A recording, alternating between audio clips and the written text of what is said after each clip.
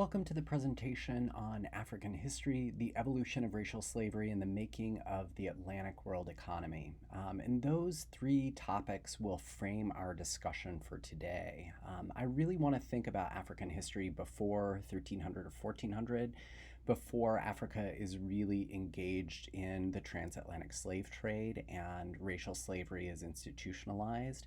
And so we'll talk a little bit about some of the African civilizations that predated contact and in some cases were much larger, more extensive, and more sophisticated than comparative European societies. So in some ways, we will parallel some of the work that we did in our presentation on Native American history and Native American civilizations. And one of the things that I just want to note at the outset is that, like in Native American societies, African societies are complex. They have very complicated cultures with hierarchies and social divisions, and they live in urban settlements with massive architectural and civil engineering projects that rival European cities.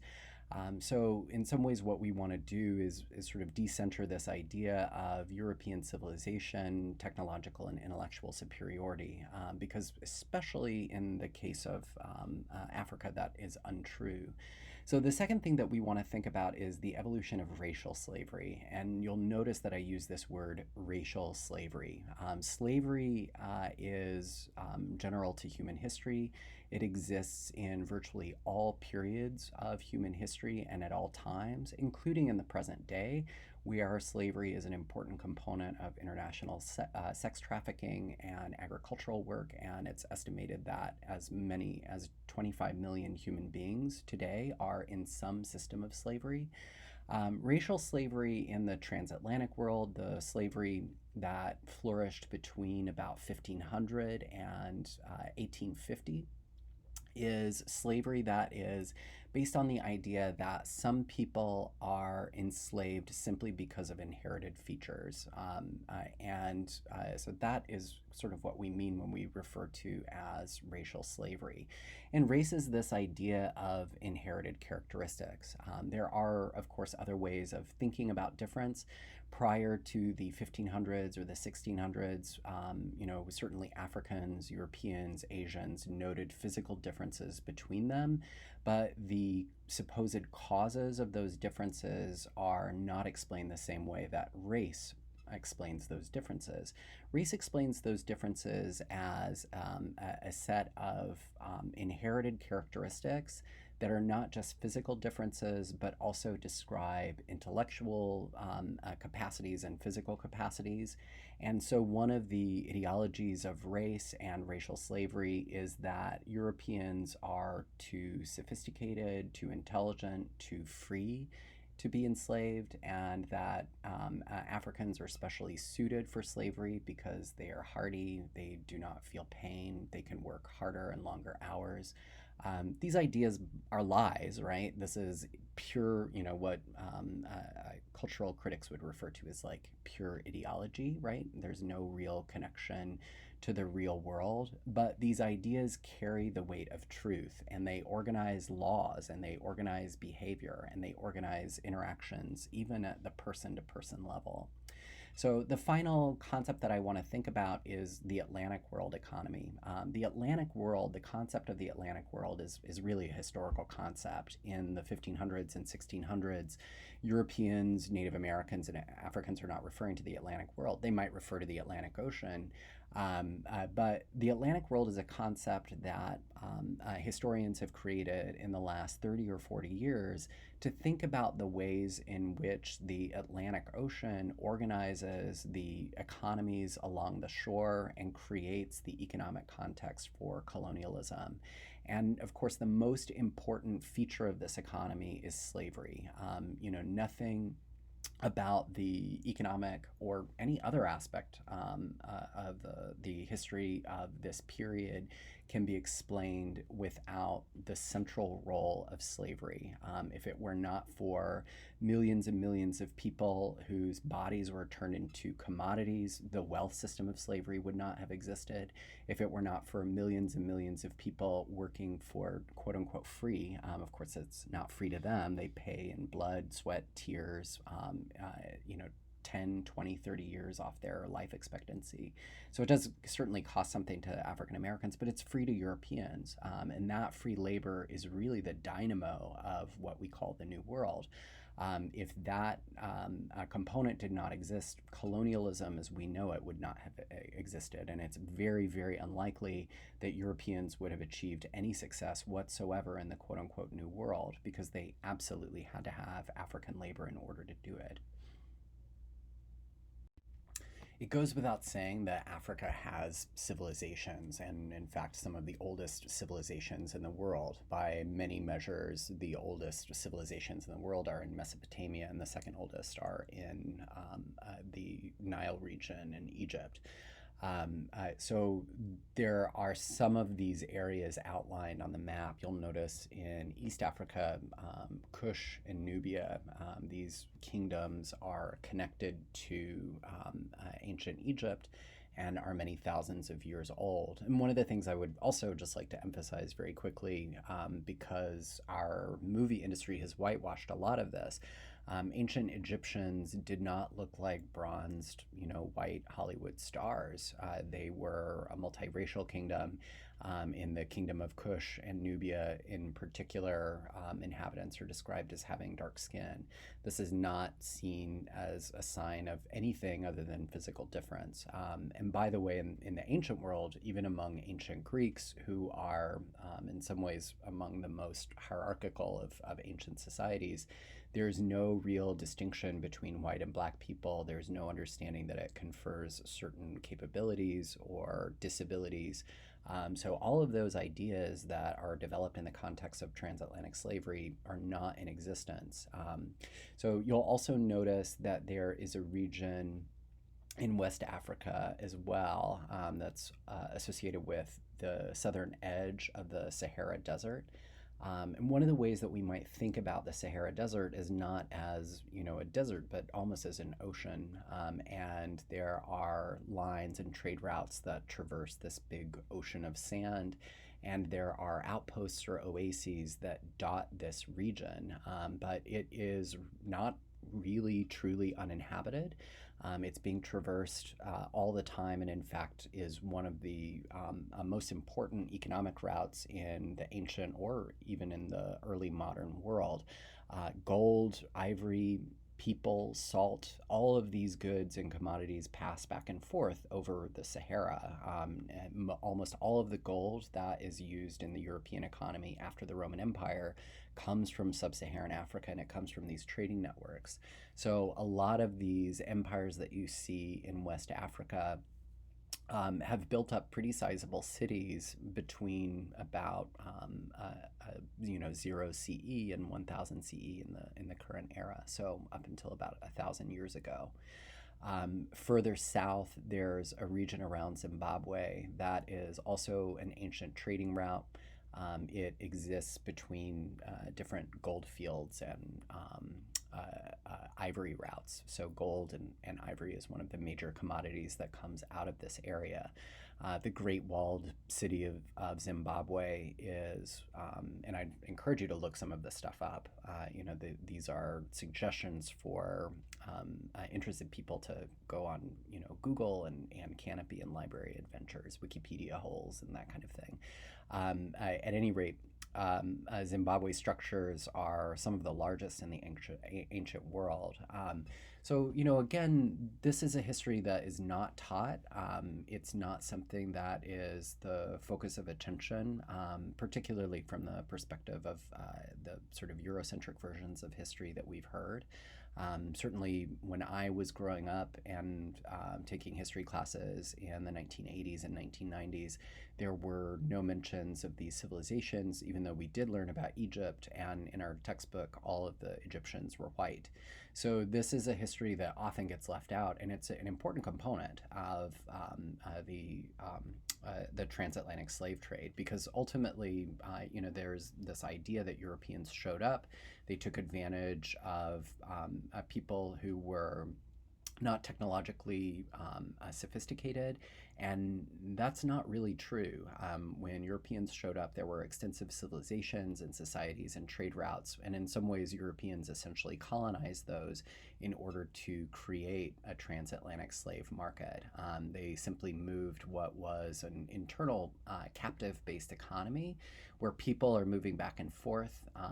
They're being traded as commodities in the same way that gold and silver and ivory are, to a system where they're now being traded in the Atlantic world, and typically they are traveling across the ocean.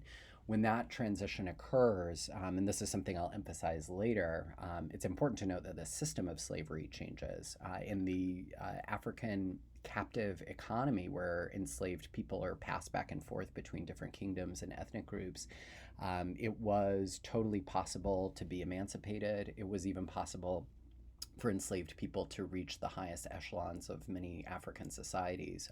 In fact, in medieval Egypt, an entire dynasty is founded by formerly enslaved people. So, there's more social mobility in the slave systems that exist in Africa.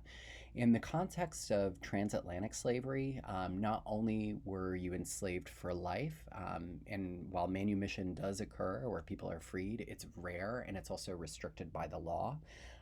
So not only are you enslaved for your entire life without much possibility for social mobility, but your children are also enslaved, and their children are enslaved. And so it creates this permanent class of people who are always enslaved. And that's not necessarily the case in captive trading economies in Africa before about 1300 or 1400. So in any case, there's a diversity of people, civilizations, religious practices, and economies and scales of manufacturing in all of these different regions.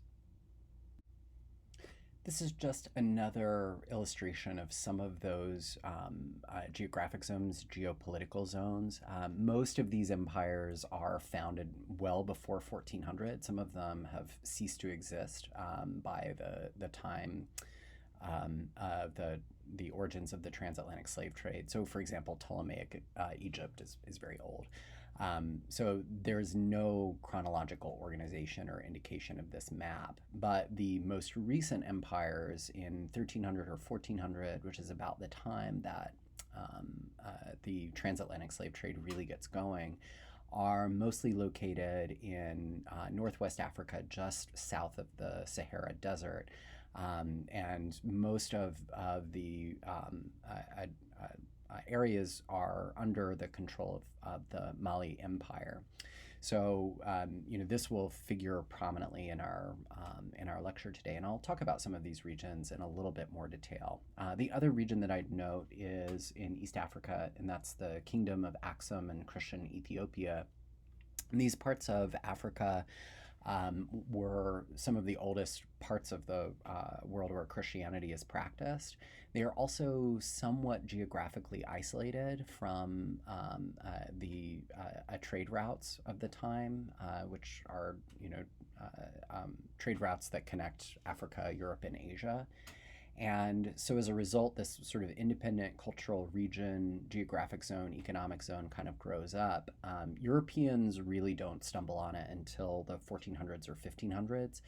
And they do try to colonize this region, but the Orthodox Church in Ethiopia, the Orthodox Ethiopian Church, also known as the Tawahedo Church, basically says we don't really need to be converted to a different kind of Christianity, and we certainly don't need to be under the leadership of European outsiders. And so, as a result, this region in Ethiopia is the only region of Africa not to be colonized by the 20th century. And in fact, it will be colonized in the 1930s when Italy invades, but for a very short period of time.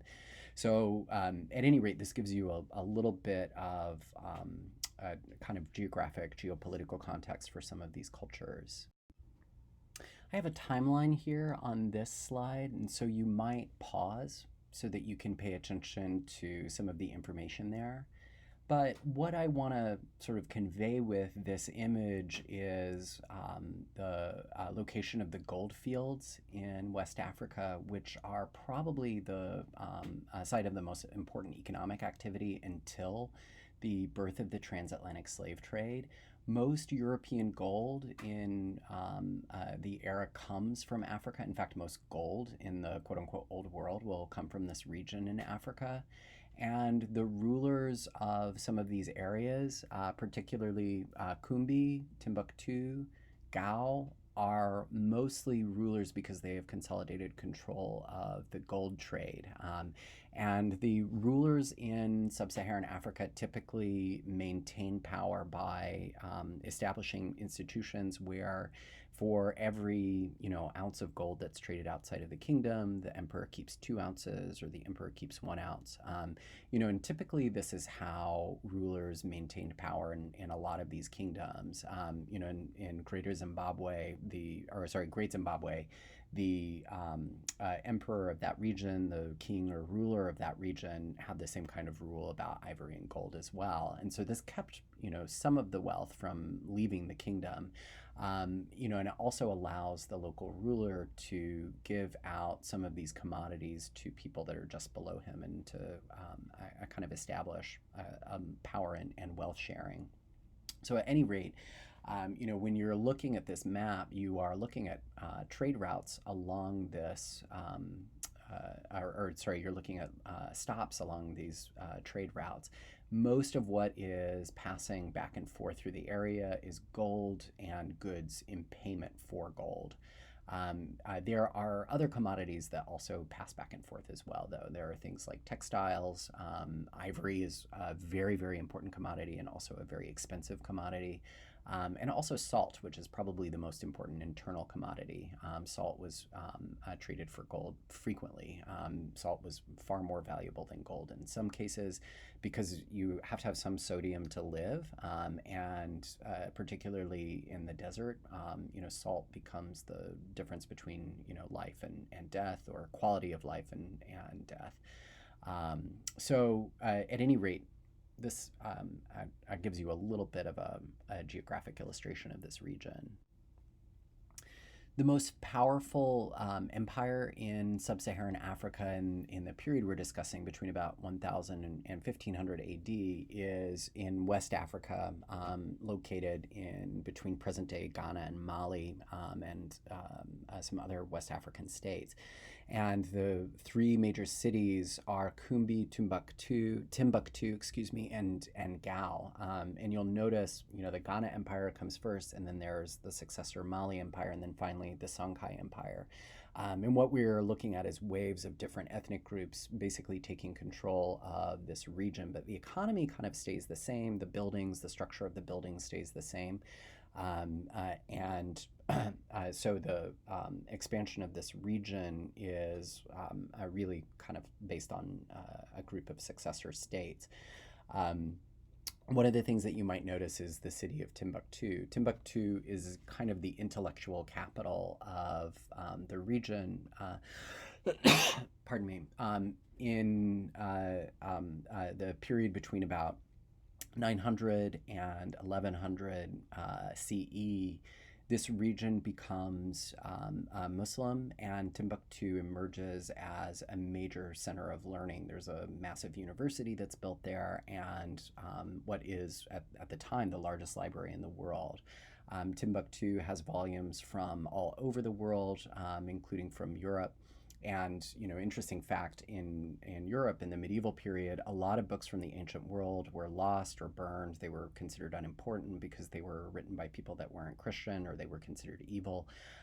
Many of these books were rescued by Muslim universities and libraries, and so as a result, that's why we know a lot about people like Plato and Aristotle.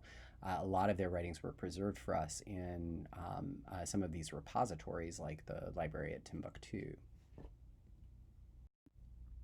You might pause on this slide as well, because this kind of continues the timeline that was begun 2 slides ago, and this just kind of describes the successor states to the Ghanaian Empire. So the structure that you see is the ruin of a wall in one of Ghana's administrative capitals. This is a piece of the University and Archive building, library building at the term that we would use in the West is the University of Timbuktu.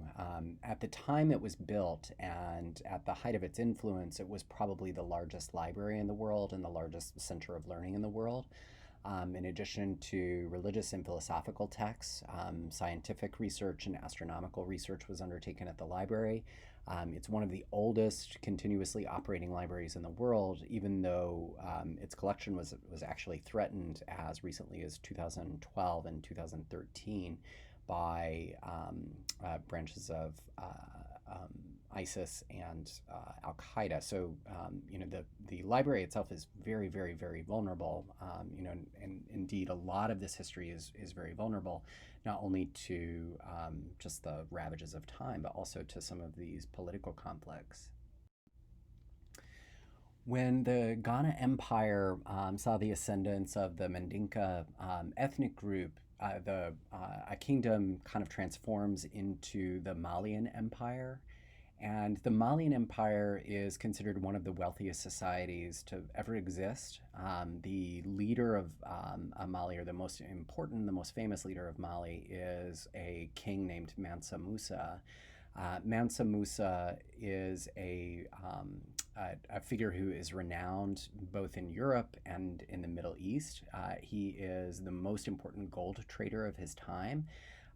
And he is largely considered by many economic historians as the most wealthy person who ever existed in terms of the concentration of wealth relative to the economic societies that he lived in. This is actually a European map, so it shows the importance of Mansa Musa kind of from a European perspective. If you think about the ways in which Africans are depicted later, especially in the context of transatlantic slavery, the figure of a black man on a throne receiving, guests with gold and crowns is kind of an unusual figure, or something that we might not expect to find. But it suggests to us that, in fact, Europeans knew and recognized the power and wealth of African societies when they went into those regions. Kind of a fun story, interesting sort of tidbit about Mansa Musa is he went on Hajj, he went on a pilgrimage across the African continent and to Mecca. And when he traveled across different regions, he created an inflation crisis wherever he went because he had so much money and spent so much money. So he basically flooded local societies with all this gold, and as a result, gold was devalued. So he creates inflation crises in Cairo and Damascus on his way to Mecca. This is simply an image of Mansa Musa in a little more detail. So you might focus on some of the different areas that are around him. These are some of the cities that he has consolidated power over. This map shows some of the trade routes that existed before the a European slave trade, and it shows the trade in captives and where they move. Captives and enslaved people are essentially the same, right? They are taken as literal captives, usually in war, and then they are sold for gold or ivory or other kinds of commodities. So they are sort of objects of exchange. Um, I, Slavery is complicated because there is quite a lot of social mobility.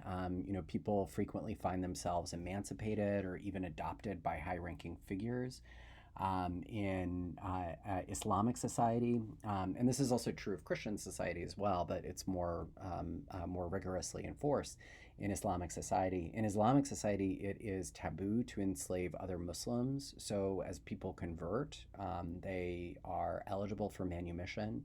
And in fact, the empire that flourishes in Egypt in the early modern period, which is known as the Mamluk Empire, is founded by formerly enslaved people who become elevated. So Mamluk, I believe, is the word for slave. At any rate, one of the things you'll notice is that there's a lot of captivity along the northern coast of Africa. These are not at all isolated regions.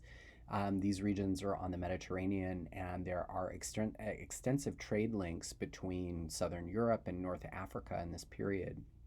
And despite all the religious conflict, and there is quite a bit of it, mostly Muslims and Christians fighting with one another, Christians mostly invading Muslim territory. There are a lot of North African and Middle Eastern Muslim traders and merchants and travelers especially in the seafaring cities of northern Italy and southern Italy throughout the medieval period. So, whatever we might think about Christian society being closed, that's not necessarily the case, right? In some ways, if you think about why Europe expands and how they get the technology to expand, that would not have been possible without the influence of Muslim technologies and also the kind of pressure to push Europeans westward, because they were basically thrown out of the Middle East because of their a very extremely bad behavior in the Crusades, which is not really part of this history. So I'm going to skip over it. Until the kind of late medieval, early modern period, it's the period between about 1400 and 1600, Europeans aren't reading a whole lot of ancient texts. They read the Bible and commentaries on the Bible and Christian philosophers, but they don't read a lot of ancient philosophy. Well, a lot of texts are recovered, a lot of texts from the ancient world, especially ancient Greek writing, are recovered through interactions, some of them violent, but interactions with the Muslim world, where the works of Aristotle and Plato and some of these other figures have been preserved in libraries. And so there's this kind of rediscovery of the classics that, in fact, is responsible for what we call the Renaissance. And one of the figures that they rediscover is this ancient philosopher named Aristotle, who had been the tutor to Alexander the Great. Not super important to this class, but you can always Google these figures. At any rate, slavery is something that is, I will say, ambivalently condemned in the Bible. It's both right and wrong depending on what passages you look at. But it's much less ambivalent in the writings of Aristotle, who sees slavery as natural, as normal. And slavery, according to Aristotle, is a natural state of some people. They are born to be slaves.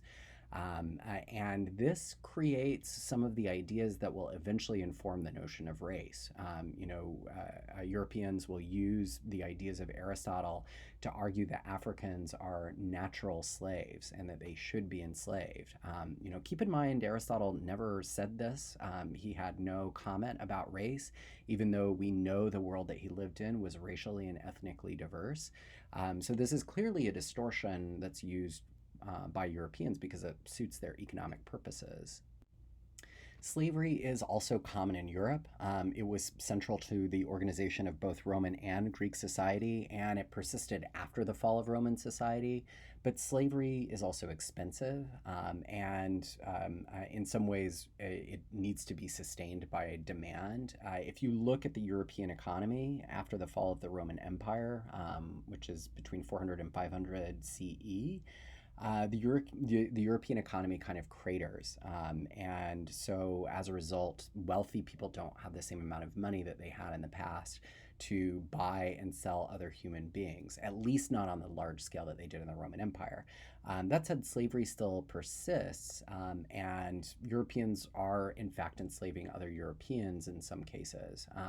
Now, this is a kind of complicated economy, and there are certain rules. One of the rules that's formulated when Europe becomes Christian is that it is taboo for a Christian to own another Christian. And so as a result, a lot of slavery in this period exists in parts of Europe where Christianity has not been established. And that's a lot of Europe, by the way. We have this tendency to think that the Roman Empire became Christian and that was everything was kind of done. That's not really true. There are parts of Europe, especially Eastern Europe and Northern Europe, that don't really convert to Christianity until like the 1400s or 1500s. There are these like kind of pagan holdouts and people that practice religions that predate the arrival of Christianity to the area. So, slavery is common there, but also those people are vulnerable to slave traders who can capture, a pagan from Lithuania or from Scandinavia and sell them into slavery in Southern Europe. And it's no problem for, Catholics in present day Italy or Spain to purchase these people because they are not Christians, right? So there is a slave trade that exists. It has nothing to do with race. It is defined by religion. The other major kind of source of the slave economy is the activity of Vikings, Scandinavian sailors who are mostly not Christian until about the 1100s or 1200s. And they travel around Europe, including through Eastern Europe along the rivers that connect the Baltic to the Mediterranean and the Aegean. And they are very, very violent raiders. They take people captive and then they sell them in other parts of Europe. And so you can see this sort of slave trade and how it works. Slavery is legal in Britain until about the 1000s. And then the King of England famously emancipates slaves in this period. So, in some ways, Europe does have slavery, it does have a slave trade, but it is highly, highly limited. It's limited by cultural practices, it's limited by demand, and, ultimately excuse me, the limitations of the slave trade are also kind of economic and geographic. This does not mean that Europe did not have forced labor systems, and forced labor is not the same as slavery, right? There are other forms of forced labor where you're signed to a contract and you have to work until the contract is over. That's like what indentured servitude ultimately evolves into. But there's also the kind of forced labor where you may not be tied to a person, but you're tied to the land and you're responsible for working the land. And if you don't, you get beat or killed or other bad things happen to you. This system is called serfdom. And almost all of Europe is organized around serfdom. Serfdom is an extremely hierarchical system with lords or nobles or bishops at the top and serfs are ordinary workers who are at the bottom. Serfs are not able to leave their property and they cannot be sold away. So they are different from slaves in that regard. Enslaved people are chattel, which means they are movable property. They can be moved from one region to another. They can be sold from one owner to another. Serfs do not belong to the lord. They belong to the land, right? And that's an important distinction. Ultimately, this distinction will lead to the evolution of two different forms of forced labor for whites and blacks in the New World. One is indentured servitude, where you're contracted almost the way that you're obligated to work the land. The contracts, though, are complicated because they're owned by individuals. So in some ways, indentured servants, their contracts become the property of other individuals, but they themselves do not. Enslaved people actually become property and they can be sold away. Indentured servants ultimately can't be because they have a contract that negotiates and establishes the terms of their service. So, at any rate, this is an image of medieval serfs. Again, this is a forced labor system, and serfs are whipped, they are beaten, they're tortured, and in some ways, these techniques are applied in an even more brutal way to enslaved people. But it's an important component of European economic life. Like people work because they're forced to work. And that's, by the way, not true in all other societies. You don't see the same level of forced labor everywhere. It's different in different kinds of places. One of the most important aspects of the transatlantic slave trade is how Europeans actually got a foothold in West Africa. if West Africa is home to these powerful trading kingdoms and states, how was it that Europeans came in and took captive millions of people and inserted them into this murderous economic system? Well, the answer is very complicated. One of the terms that historians use to describe the era between the 14th and 17th centuries, or one of the processes they describe, is this process of creolization, which is a kind of hybridization of cultures. And to some extent, that's what happens in the West African littoral region. Littoral refers to like the coastal regions. These are regions where there are outposts that are sometimes a little bit remote from interior kingdoms. We're talking about basically settlements that start out as fishing villages. And some of them become increasingly powerful as they connect to Europe and European powers. But when Europeans first show up, and the first Europeans to really show up in West Africa are Portuguese sailors, when they first show up, they're not welcome. They have to bow and scrape, and they have to make a lot of concessions. In some cases, they are chased out very violently by people who don't want them there. They go in and they make gifts. They also establish cultural ties through Christianization. Probably the most illustrative example is in the Kingdom of Congo, where the local ruler takes the Portuguese name Alfonso. He converts to Catholicism.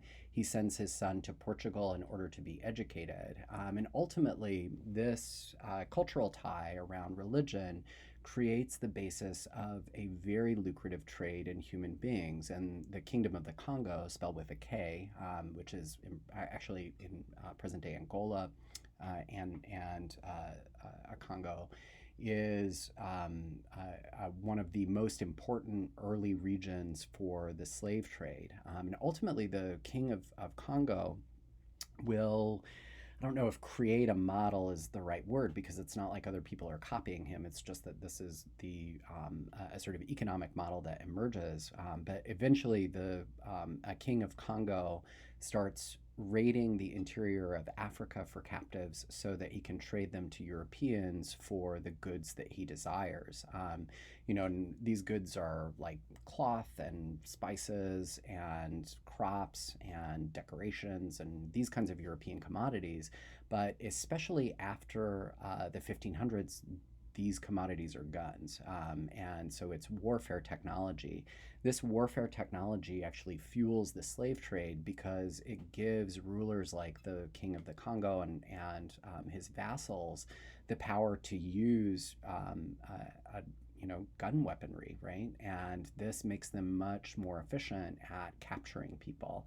It also creates this negative feedback loop throughout the region. Ultimately, other rulers see what's happening with the Kingdom of Congo, and they establish similar states and they establish similar relationships with other Europeans. And by the 1500s and 1600s, it's not just the Portuguese, it's the Spanish, it's the Dutch, it's ultimately the British. And this becomes very quickly an international market. Does the king of the Congo know what's happening to people who are sold into the slave trade, or does he care? The answer to that is no. Certainly, they don't know the long term effects. And there is not necessarily an awareness that Europeans are developing this ideology where they think of Africans as a separate being, or almost separate kinds of beings, not even people. But simply people who can be enslaved. It's unlikely that the king of the Congo would have known or cared because he had so much power. He probably thought Europeans can do whatever they want as long as they keep the money going, right? And as long as they, respect me, and as long as they respect my son, kind of thing. At any rate, by the 18th century, a couple hundred years later, this is the 1700s, right? At the very height of the slave trade, there are regions further north, like the Kingdom of Dahomey, which is organized solely around captivity in the slave trade. So when you think about this in economic terms, in the short term, it means a tremendous amount of wealth for these West African rulers. But in the long term, it means the most important economic resources draining from the kingdom. And in many cases, the people who are being captured are the people who are like the warrior class and the political class, the decision making class of many West African societies. So it's a brain drain, it's a muscle drain. And all of that labor power, all of that intellectual power is kind of sucked up by the Atlantic economy and is used pretty much solely for European profit. At least initially, when we're talking about the earliest days of the Atlantic European slave trade, there's no transatlantic economy because there's no transatlantic. Europeans haven't made it across the Atlantic yet. And so most enslaved people who are coming from Africa are being traded directly into European society. The vast majority of enslaved people trafficked to Europe before Columbus' voyage to the Americas are trafficked into Portugal, and in some cases they're trafficked into Spain and France and England, but usually only to the courts, which means like the king or the queen and a couple of high-ranking aristocrats might have enslaved people from Africa in their household. But it's not a common practice. It's not foundational for the economy in any way, except maybe in Lisbon and maybe in Portugal. Portugal actually has a very high number and a high proportion of Africans, both free and enslaved, living in Portuguese society in the 1400s. And this is an image of Lisbon from the 1470s. And one of the things you'll notice is in the foreground, like kind of towards the front, there's a black man with a red cross on his coat. He's a knight, so he is somebody who would have been an aristocrat. In the other corner, though, you see a black man being carried off by these two guys in red hats. He's enslaved. So there are Africans in Portuguese society that are high ranking. There are also Africans who are enslaved. What you'll ultimately see is the evolution of a system whereby Africans lose power. Free Africans are stigmatized and not, in some cases, not even allowed to live in the city limits. But you do see this period in the 1400s where things are much more in flux around ideas about a race and slavery. So one of the other things that you might notice if you zoned in on this a little bit closer is that the guys who are carrying away the enslaved man have stars of David marked on them. We think of the Star of David marking as associated with National Socialism, Nazis in Germany, but they actually took this practice from the medieval era when Jews were forced to wear these yellow badges. So, at any rate, Jews were not allowed to work most jobs. One of the very few jobs that was open to them was working as basically slave catchers. So, that is also kind of an image of the sort of ethnic complexity of this culture. One of the key features of creolization is the development of what's called the slave factory system. And if you think about a factory, you might have in mind like a bunch of heavy machinery working full time. That's not what this term implies. Factory in the 1500s, 1600s, and 1700s is just where stuff gets put together and processed, right? It's where things are factored together, and slave factories are essentially internment camps. They are almost all located along the western reaches of Africa on the very west coast. In a lot of cases, they are built on barrier islands off of the African coast, and this is especially true after the 1600s and 1700s. This is a symbol of Europeans getting more and more economic power and geographic power in the region. They are moving away from rulers like the kingdom of, or sorry, the king of the Congo, and they are no longer negotiating on the terms of African rulers.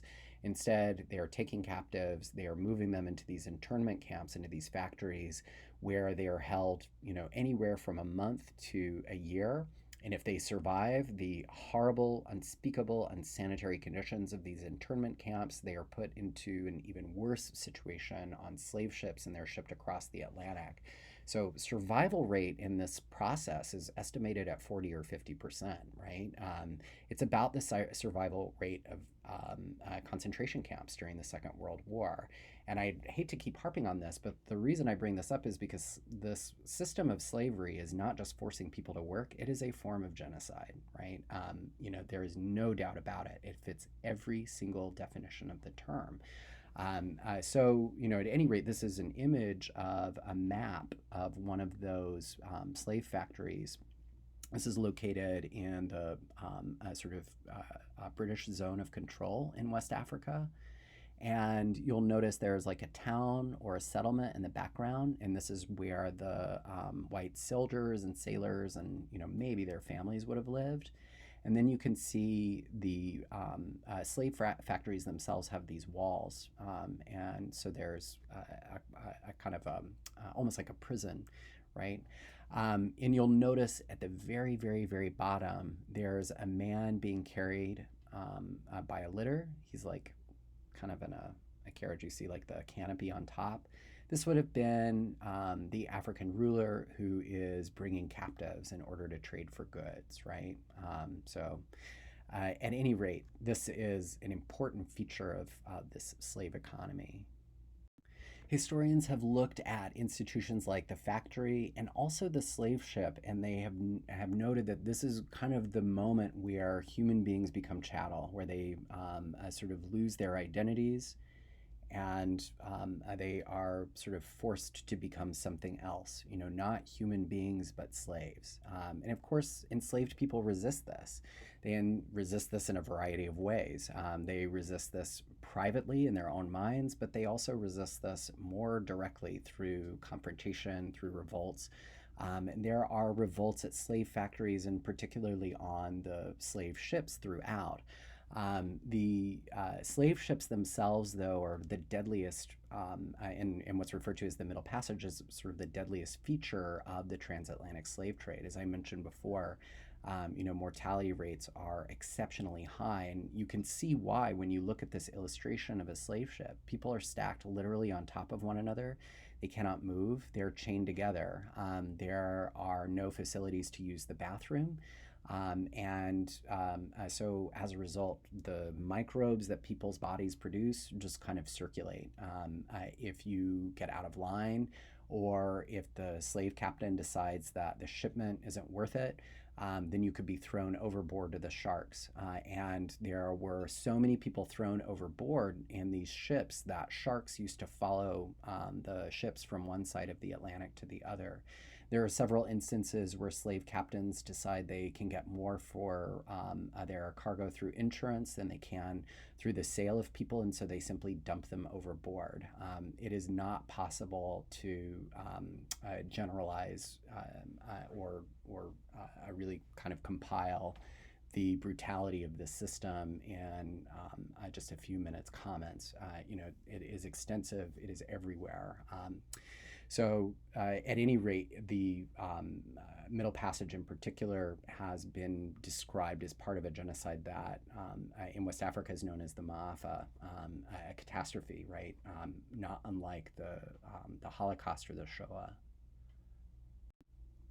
This is a map from the 18th century that shows the British slave factories of the time, and you'll notice it runs all the way from, about present-day Cameroon, all the way up to Morocco. This is tens of thousands of miles, right? We are talking about extensive lands where there are slave factories every few hundred miles. Slavery in the Americas does not actually originate with Africans. The first people to be enslaved in the quote unquote New World were the indigenous inhabitants of the quote unquote New World themselves. And because Europeans have this practice of enslaving non Christians, enslaving anyone who is not compliant to Christianity, there is very little resistance to the enslavement of Native Americans until about the 15 teens, right? And the reason for that is one, Native Americans begin to die of European diseases at massive numbers, and so they are not efficient workers in the mines and agricultural projects that Europeans are using enslaved people for. And it's mostly in mines, right? Most European activity until the mid 16th century is going to be mining activity. So, especially after the capture of Mexico, it's like kind of the gold and silver and tin mines that are part of the Aztec Empire. So they're forcing people to work in these mines. They are dying of disease. They're not very efficient or hardy workers. And ultimately, the missionaries who are sent to the New World to convert Native Americans begin to complain that they are being abused. And in the 1540s, so much later, about 50 years into the New World empires, a priest named Bartolome de las Casas argues that in order to save Native Americans from death and from destruction, that Africans should be imported. By this point, Africans are already being imported, but they are imported in much greater numbers after the 1540s. So, this is kind of a complicated piece of the transatlantic slave trade. Africans are actually not the first people who Europeans had attempted to force to work their plantations and mines and other economic schemes. But because they failed to successfully enslave Native Americans, they shift their gaze across the Atlantic. The other source of labor in the quote unquote New World is European indentured servitude. And all societies have some level of indentured servitude. It's essentially a contract for a period of years that you are obligated to work. Indentured contracts can be bought and sold. And in some cases, impoverished parents would sell their children on a 7, 14, or 21-year contract.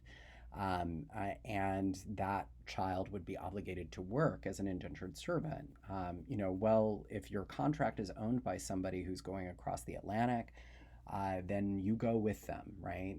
And so, in many cases, this is one of the major supplies of labor. It's also forced labor. You can whip and beat and, in some cases, even punish with death an indentured servant who doesn't do what their contract says they have to do, or who runs away, or who presents other kinds of challenges. Indentured servants also are only owned for a certain period of time.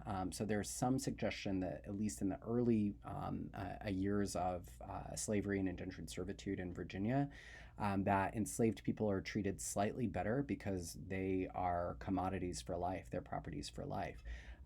That said, there's not actually a whole lot of evidence that indentured servants or enslaved people are treated very differently in the early years of the British North American colonies. They're both, brutally beaten and forced to work.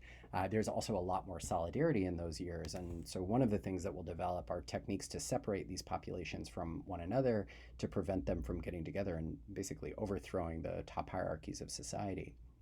So, at any rate, indentured servitude is much more prominent in the early years of British colonization of the Americas, mostly because the British do not control the slave trade. The slave trade is really controlled by the Portuguese and then the Spanish and the Dutch until about 1650.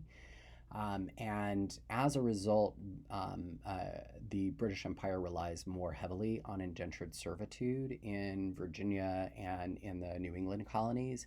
But enslaved people are starting to be imported as early as 1619, so within 12 years of the settlement of Jamestown. So slavery very quickly becomes an important feature of the British economy. And ultimately, because the British need to get control of the slave trade, they wage war against the Spanish and French and Dutch empires in order to get control of it. When enslaved people made it to the New World, if they survived the horrible factory process and the Middle Passage, they found themselves auctioned off. And in this way, the sort of chattel principle, the transformation of people into property, is complete. Once that contract is given to an individual person, enslaved peoples find their lives totally upended. They can be sold away at any time. They find that their lives and that their physical health is not worth very much.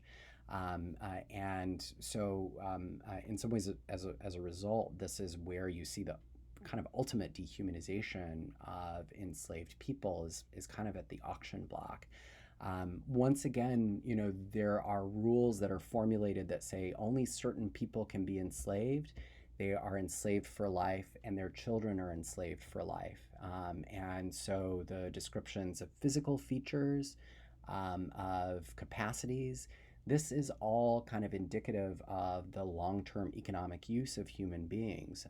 This kind of creates a particular class of people as property. This is one of the processes that really makes the idea of race, right?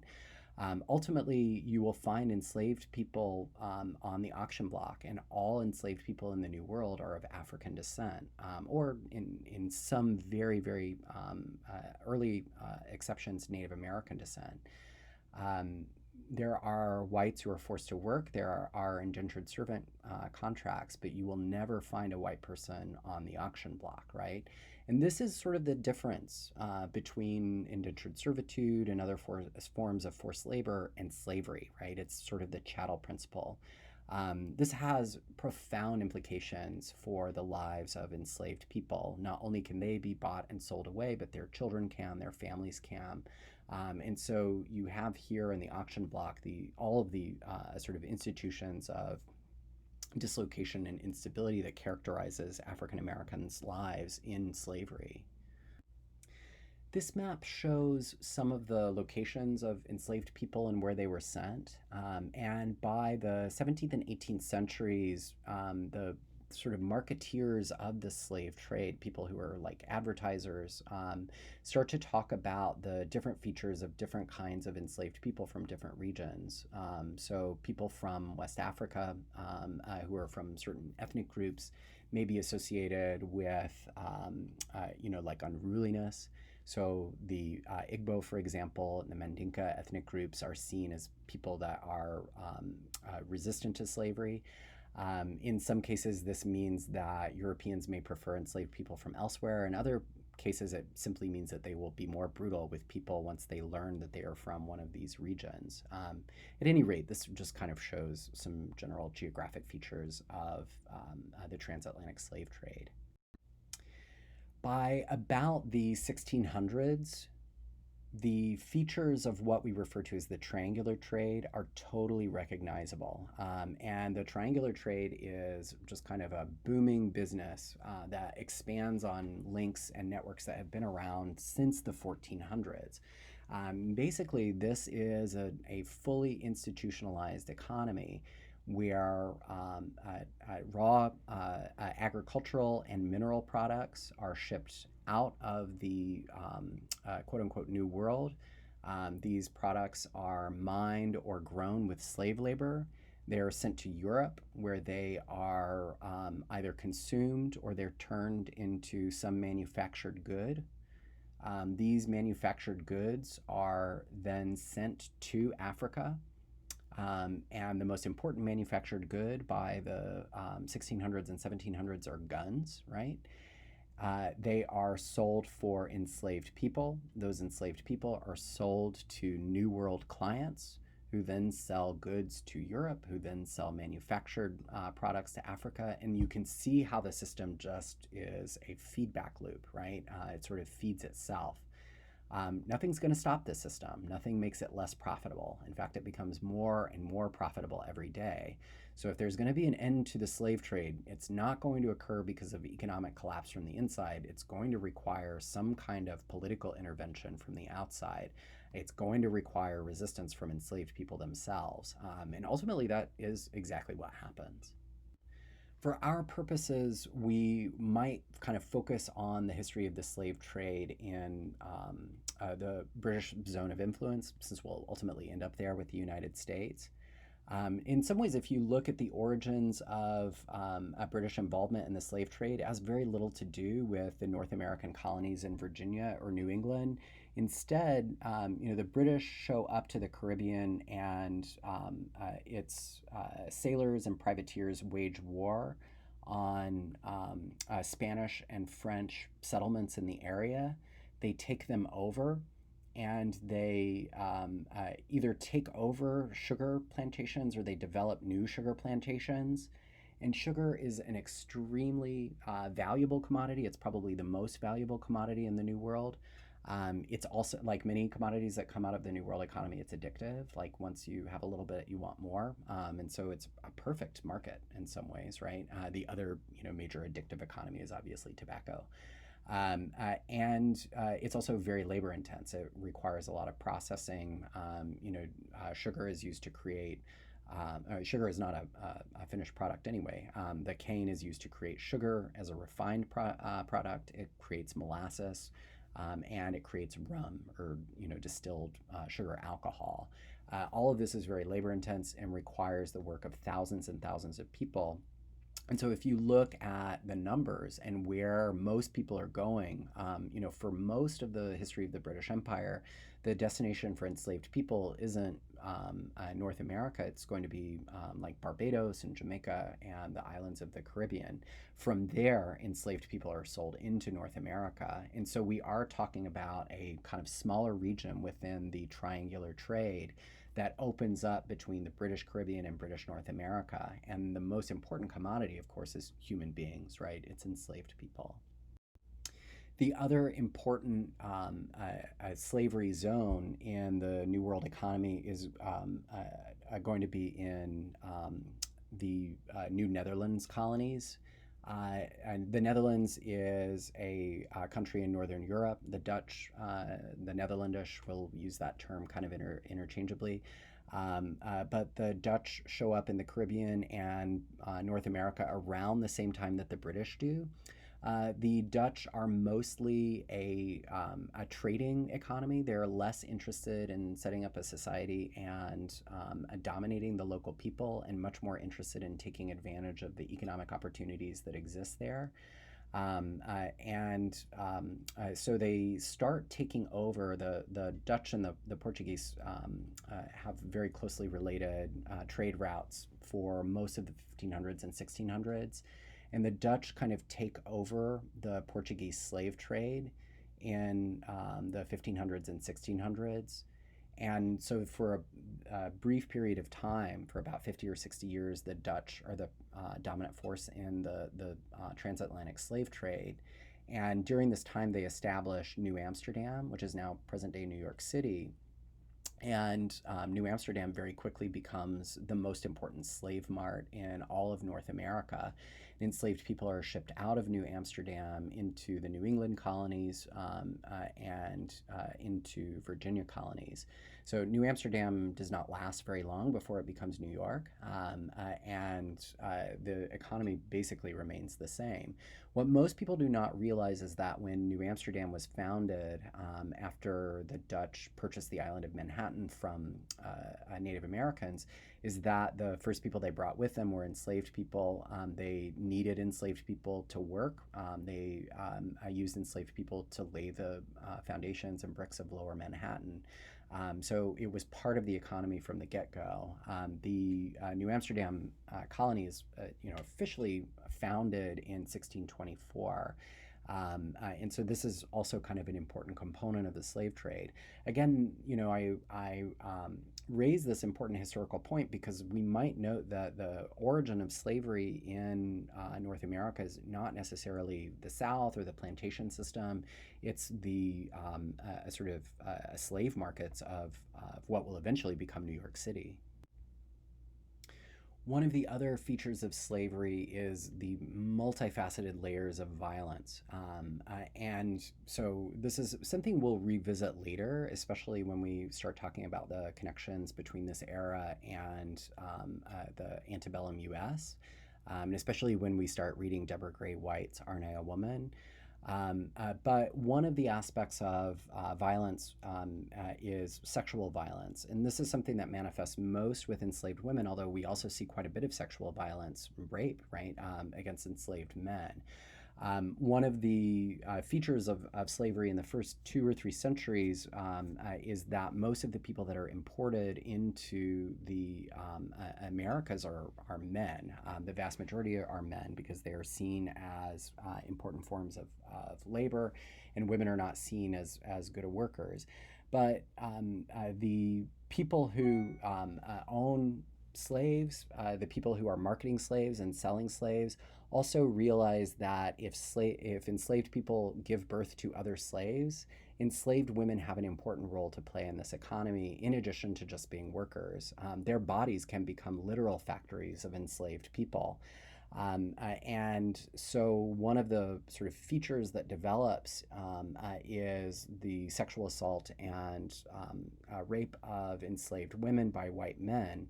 And then, very curiously, and I'll explain this in a minute, their children, the children of these white men, become enslaved themselves. The reason this is so curious is because European history does not organize its legal system around inheriting these characteristics from the mother. Europe is famously patriarchal and paternalistic. You inherit your father's name, you inherit your father's property, you inherit your father's status, right? Well, what if your mother is a slave and your father is free and wealthy, right? Europeans kind of changed the rules and they establish and rewrite the rules in the New World so that your status is tied to the mother. And what this effectively does is create a kind of incentive for the sexual assault of enslaved women by white men who can then take ownership of their own children and use them as workers in perpetuity.